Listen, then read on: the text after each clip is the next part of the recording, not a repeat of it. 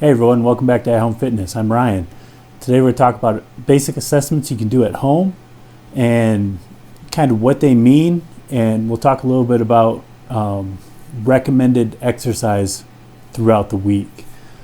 We'll start with the recommended exercise throughout the week. American College of Sports Medicine, ACSM, they recommend 150 minutes per week. That breaks down to 30 minutes 5 days a week.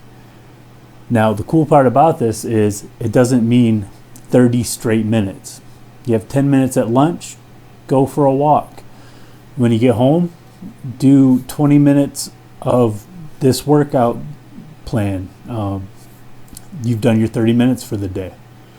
Get up in the morning, do 10 minutes of walking, do another 10 minutes at lunch, and then you only have 10 minutes to do when you get home from work. It's not like a hard and set, all right, you need to do 30 minutes and they need to be all done right at the same time. The cool part about it is you can work it into your schedule, how you feel best about doing it. Some basic assessments you can do at home are monitor your weight. All that requires is a basic bathroom scale. Try and stand on the scale at the same time in the same conditions each time you do it. So say you eat breakfast and then you weigh yourself. Try and do it on that same day at the same time each week.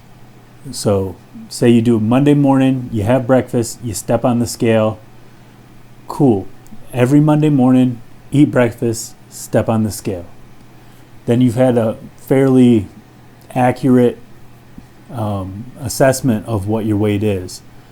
Know that your weight can fluctuate by up to 5 pounds day to day, just based on water, what you've had to eat, what you've done that day. So weighing yourself every day is not a good indicator of what your weight is, but if you do it once a week at the same time under the same circumstances, you'll have a better idea of how your weight's doing. Another easy one you can do is measure your waist. You just need a simple fabric tape like this. And what you want to do, see if I can get back far enough here. So this is not my waist for measurement. You want to go halfway between your xiphoid process.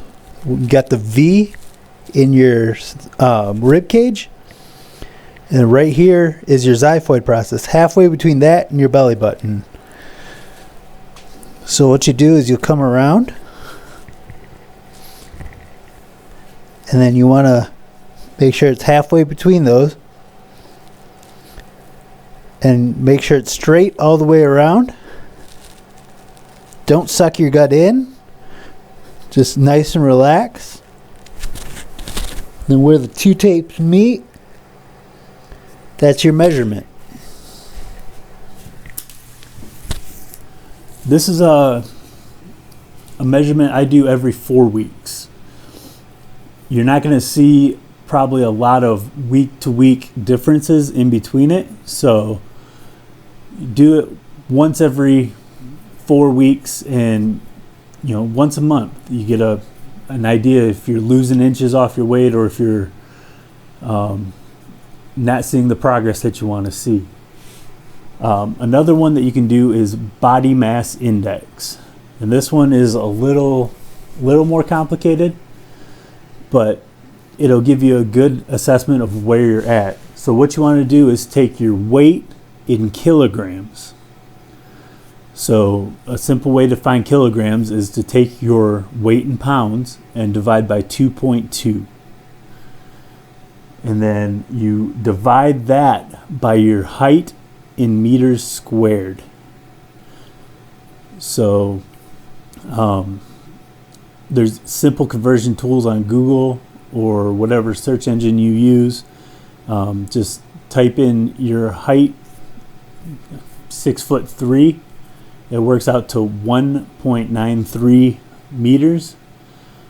So I do that. My BMI comes out, so 1.93 times 1.93 divided into my weight in kilograms. So right now I'm 220 pounds, which is 100 kilos.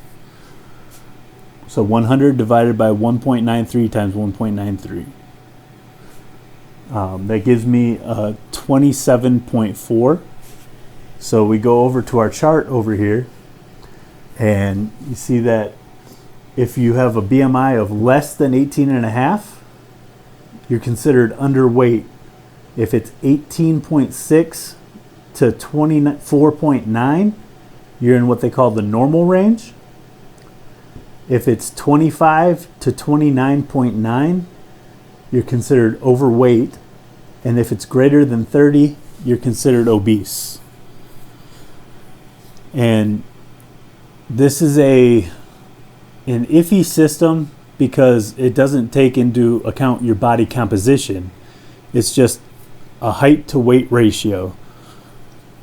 So, you could be 5'9" and 230 pounds, but you could deadlift a semi-truck, and it wouldn't take into account that all of your weight is muscle, and it would tell you that you were probably obese. But if it's a good tool for figuring out where you're at weight to height ratio wise, and then your body composition, so you can determine where you can make some improvements on that. Like I said, these are simple, easy to do, anybody can do them, and they'll help you get a good indication of what you need to do to improve and work on the goals that we set a couple weeks ago. Like and subscribe to this channel, and stay tuned. Tomorrow I hope to have the next workout video up. Thanks.